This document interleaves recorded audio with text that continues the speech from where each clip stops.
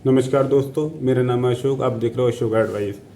आज हम इस वीडियो के माध्यम से बात करेंगे कि लोन का सेटलमेंट कब होता है और कितने परसेंट पे होता है।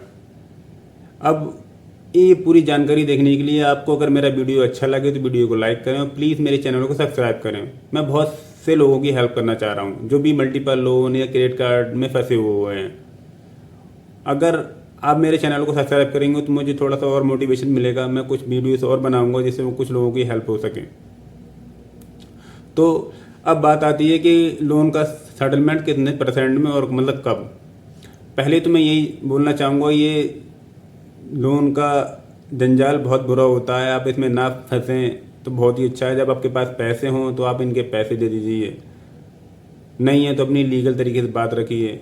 और मैं एक जेन्युइन जो मतलब रियल का डिफ़ॉल्टर होता है, मतलब कहने का मतलब जिसके साथ परेशानियां हैं, किसी की जॉब चली गई है, कोई मेडिकल प्रॉब्लम से है, किसी की फैमिली में कोई दिक्कत है, मैं उन लोगों से बात कर रहा हूँ। अगर आपके पास पैसे हैं तो पैसे दे दीजिए, नहीं है तो लीगल तरीके से अपनी बात रखिए। अब बात आती है कि लोन का सेटलमेंट कितने परसेंट में और कब होता है। देखो, लोन का सेटलमेंट आपका अधिकार नहीं है। ये बैंक का डिसीजन है कि उसको कब लेना है, कब नहीं लेना है, कितने परसेंट पे लेना है, कितने परसेंट पे नहीं लेना है। ये आपका अधिकार नहीं है। आप नहीं बोल सकते कि मुझे 10% या 25% या 50% में ही लोन का सेटलमेंट करना है कि या क्रेडिट कार्ड का करना है। कंपनी का पैसा है तो वो आपको देना पड़ेगा। अब 2 से 3 महीने तक तो मान लो कंपनी आपको मतलब रिकवरी कॉल्स आएंगी आपको बहुत सारी। अगर मल्टीपल लोन के शिकार हैं तो बहुत सारी कॉल, दिन में 50-50 100 कॉल आएंगी। होम विजिट भी होगा आपका। ये माइंडसेट आपने अगर हैंडल कर लिया, देखो लीगल तरीके से चलने में कोई दिक्कत नहीं है, लीगल तरीके से तो होना चाहिए। होम विजिट हो रहा है आपका, रिकवरी एजेंट आपके घर पे आ रहे हैं, धमका रहे हैं, धमकी दे रहे हैं, तो आप लीगल तरीके से बात करिएगा। वो अगर आपके घर पे आते हैं, क्या क्या डॉक्यूमेंट्स की ज़रूरत है, वो मैंने उस पर एक वीडियो मतलब बनाया है, रिकवरी एजेंट को कैसे हैंडल करें। वो वीडियो एक बार आपको मेरे चैनल पे जाके ज़रूर देखिए। जो आरबीआई के अकॉर्डिंग डॉक्यूमेंट्स हैं, होम विजिट लेटर हो गया, डीआरएल लाइसेंस हो गया, आईडी कार्ड हो गया, ये जो भी डॉक्यूमेंट्स हैं वो आप उनसे चेक करिए।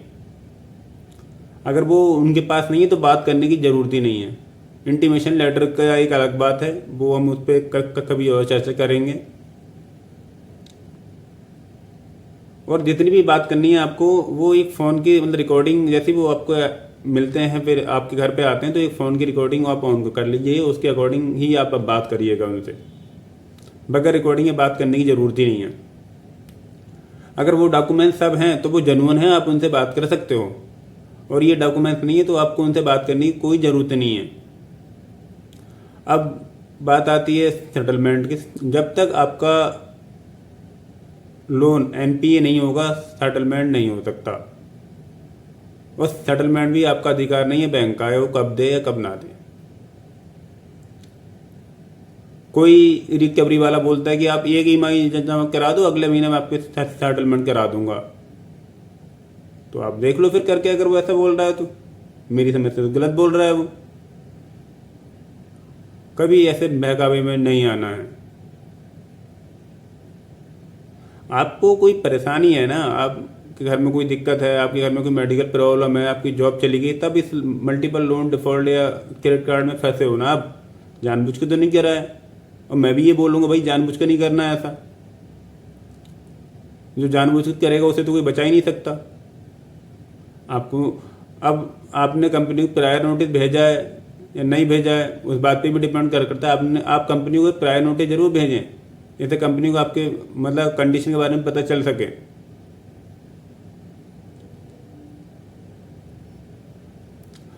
अब कंपनी हर तरीके से अपना कोशिश कर लेती है, हर तरीके से कोशिश कर लेती है। डिमांड नोटिस, रिकॉल नोटिस, अरे कुछ रियल भी आते हैं, कुछ फेक भी नोटिस आते हैं। सेक्शन 25, अगर कोर्ट का कोई नोटिस आ रहा है आपको, कोर्ट का कोई सम्मन आया है, तो उसको आप इग्नोर नहीं करेंगे। कोर्ट की बात आप ज़रूर मतलब रखनी है। और जहाँ से अगर जिस कोर्ट का नोटिस आ रहा है उस कोर्ट से मतलब होगा वो। कोर्ट का कोई सम्मन है तो वो आपको भी जवाब देना है। अब वो किस तरीके देना है, अब लीगल बंदे से आप बात करिए, उसको दिखाइए क्या करना है इसमें, क्या नहीं करना है, वो आपको बताएगा सब बातें। अच्छा, उससे पहले भी सेटलमेंट हो सकता है और उसके बाद भी हो सकता है, ये आपके राइट नहीं है। ये बैंक के एनबीएफसी के वो कोर्ट में केस करने से पहले भी आपको मतलब सेटलमेंट का ऑफर दे सकती है और कोर्ट केस होने के बाद भी उस पर नेगोशिएशन आप कर सकते हैं। मान लो उन्होंने 20% का दिया या 60% का दिया तो आप उसको कम बढ़ती आप कर सकते हैं। कलेक्शन मैनेजर या जो भी आप उनका एनबीएफसी या बैंक का है तो आप उससे बात कर सकते हैं। हाँ, सेटलमेंट एक दिन में नहीं होता बट एक दिन जरूर होता है, ये आप ध्यान रखिए। और मैंने बहुत सी कंपनियों के बहुत कम के 20-20, 15-15% या उससे ज़्यादा के या उससे कम के देखे हैं, तो इसमें कोई परेशान होने वाली बात नहीं है।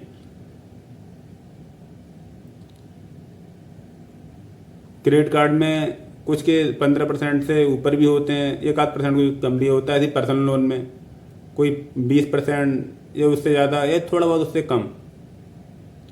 लेकिन ये आपका राइट नहीं है, ये बैंक का राइट है। वो कब आपको दे, एक दिन में नहीं होगा बट एक दिन जरूर होगा।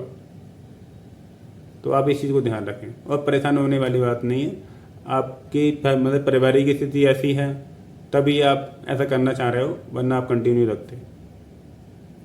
और भाई कोशिश ये करिए लोन डिफ़ॉल्ट ना हो तो बहुत अच्छी बात है, चाहे जो भी कंडीशन हो जाए।